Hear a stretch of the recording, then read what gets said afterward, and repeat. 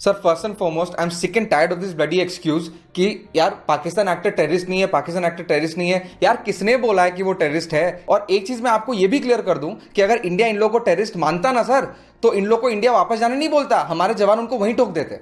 और आप ऐसे लोगों को आर्टिस्ट बुलाते हो जो बोलता है कि भाई अगर मेरे मुल्क में अगर टेरर अटैक होता है तो फिर मैं उसको कंडेम करूंगा, लेकिन अगर मेरे पड़ोसी मुल्क में टेरर अटैक होता है तो I am very sorry, I don't find it bad enough to be condemned. Karan Johar ने अभी ट्वीट किया था photo on sets of coffee with Karan. Sir मैं आपको एक छोटा सा सजेशन दे रहा हूं सर, एज एन इंडियन मैं आपको एक सजेशन दे रहा हूं, प्लीज ले लीजिएगा। आपने जो इतने कॉस्टली सोफा सेट्स और सेट बना के रखे हैं ना आपने, एक बार उस कॉस्टली सोफा सेट पे किसी शहीद हुए जवान के घर वालों को लाके बिठाओ, उनको पूछो कि उनको कैसा लग रहा है। What's even more embarrassing is the fact that normal people like us have to stand up, shout and scream our heads off and make you bloody understand what your responsibilities are. And have you ever thought we are being so selfish कि culture comes first? These people who are joining the army, they join the army at the age जिसको हम बोलते हैं ना कि यार यही तो एंजॉय करने का टाइम है, 30-40 होने के बाद तू लाइफ थोड़ी ना एंजॉय करेगा।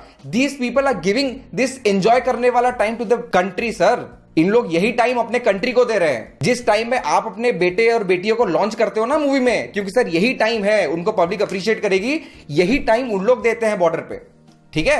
And by the time they come out of the army, they are in the 40s and 50s sir, उनके लाइफ में जीने लायक कुछ होता नहीं है। They have seen more of the friends dying, they have seen more of the seniors coming back with amputated limbs.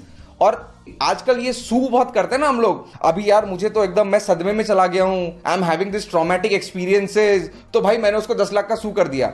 Sir ये बंदे किसको सू करते हैं?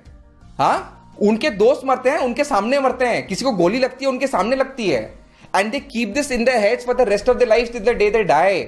उन लोग किसी को सू करते हैं, वो किसी को पैसा मांगते हैं। मेरे एक दोस्त ने मुझे बहुत अच्छी चीज बताई थी सर, कि हम लोग जो ये फ्रीडम एंजॉय कर रहे हैं ना, इसका हमें बिल नहीं आता। इसका बिल एक ही रीजन के लिए नहीं आता, because this bill has already been paid for by someone else. और आप लोग जो इतना बक रहे हो ना सर, इसका एक ही रीजन ये है कि आप लोग इंडिया जैसे देश में पैदा हुए हो बोल के बक रहे हो, वे people are even listening to your bloody bullshit. आप लोग को सहन किया जा रहा है, यही बहुत बड़ी बात है। अगर आप चाइना या नॉर्थ कोरिया जैसी जगह में पैदा होते ना, मैं देखता आप कितना अपना फ्रीडम ऑफ एक्सप्रेशन दिखाते वहां पे। और हम लोग का ये गंदा सा घटिया सा माइंडसेट हो गया है कि अनटिल अनलेस एक सिटी में टेरर अटैक ना हो, वो टेरर अटैक नहीं है। तब आपको वो अटैक इसलिए लगता है क्योंकि वो आपके घर पे होता है। आप अपने घर वालों को 20 बार फोन करके पूछते हो ना, मुंबई में जब हुआ था 20-20 लोगों का कॉल आता था ना आपके फोन पे, बेटा सही हो ना, अरे पापा कुछ हुआ तो नहीं, बेटा ऑफिस से लौट गए, कर रहे थे ना आप ये। वो जवानों के लिए कौन करता है ये? कभी आपने जिंदगी में सोचा है? वो अपने घर को रोज फोन करते हैं, उसकी मम्मी उनको रोज फोन करके पूछती है, उनकी बीवी उनको रोज फोन करके पूछती है, बच्चे रोज फोन करके पूछते हैं कि पापा आज आप जिंदा हो। मुंबई में जब होता है तब वो आपको पता चलता है, लेकिन जब सरहद पे होता है वो आपको पता नहीं चलता, तब आपको कल्चरल एक्सचेंजेस याद आती हैं। वहां पे बैठ के ना डायलॉग मारना बहुत आसान है। वाघा बॉर्डर पे जाके लोगों के रोंगटे खड़े हो जाते हैं ना, वाघा बॉर्डर पे जाके। सर बॉर्डर पे जाके कभी खड़े हो बंदूक लेके, हाथ में आ जाएगी आपकी। और ये केजरीवाल जैसे लोग बोलते हैं कि क्या हमें प्रूफ चाहिए सर्जिकल अटैक के लिए, so now the army is going to give proof कि यहां पर सर्जिकल स्ट्राइक हुआ है कि नहीं। मतलब ये लोग एक्सपेक्ट करते हैं कि इंडिया अपना जितना भी सीक्रेट्स हैं पर्टेनिंग टू स्ट्राइक्स, कि हम लोग कैसे ऑपरेट करते हैं, हम लोग क्या इक्विपमेंट यूज करते हैं, वो हम बैठे बैठे एक प्लेट पे सर्व करके आईएसआई को जाके दे दे, लो सर खाओ और देखो हम लोग कैसे ऑपरेट करते हैं। नहीं, ताकि नेक्स्ट टाइम हम जब आए ना तो आप रेडी बैठे रहना। पहली बात तो अरविंद केजरीवाल, आपका कोई काम धंधा है नहीं सर, ठीक है। आप दिन रात बैठ के मूवी रिव्यू करते हो, आपका बस वही काम है। आप एलओसी कारगिल या आप बॉर्डर जैसी की मूवीज की डीवीडी खरीद के देख लो सर, आपका टाइम पास हो जाएगा, आपको उतना ही चाहिए। चिकनगुनिया तो आपसे संभलता है नहीं, दिल्ली संभालने बैठे हो आप, और उसके ऊपर आप हमारे इंडिया के पाक पॉलिसीज पर बैठ के कमेंट कर रहे हो।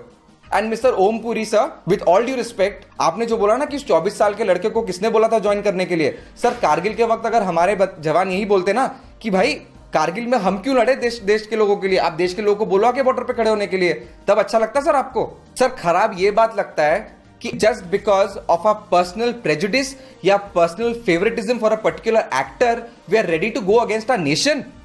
यार कुछ तो मतलब इतने गवार लोग हैं हम लोग के बीच में, इतने बेवकूफ लोग हैं, वो बोलते हैं कि भाई कल्चरल एक्सचेंजेस बंद क्यों करने। यार आपको पता तक है Pakistan has already started banning all our movies, they have already started banning all our serials. आपको ये पता है? पाकिस्तान खुद बोल चुका है कि उसको हमारे साथ कल्चरल एक्सचेंजेस नहीं चाहिए।